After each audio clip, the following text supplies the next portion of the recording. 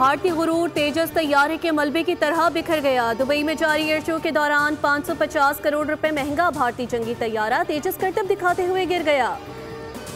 हादसे के सबब भारतीय फजाइया को एक बार फिर आलमी सतह पर रुसवाई का सामना। भारतीय एयरफोर्स ने हादसे में पायलट के हलाक होने की तस्दीक कर दी।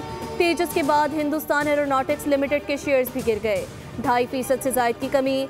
चंद रोज कबल दुबई एयर शो के दौरान भारतीय लड़ाका तैयारे की एक वीडियो सामने आई थी, जिसमें तेजस तैयारे के फ्यूल टैंक से तेल लीक होते देखा गया था, जिसकी वजह से तेजस तैयारा पहले ही सोशल मीडिया पर तमाशा बना हुआ था।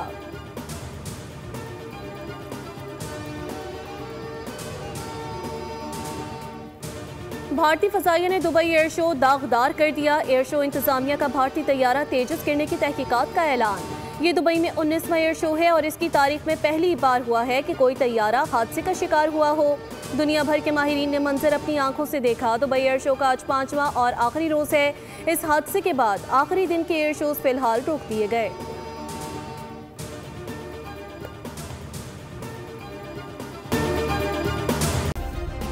सब्सक्राइब करें और बेल दबाएं ताकि कोई खबर रह न जाए।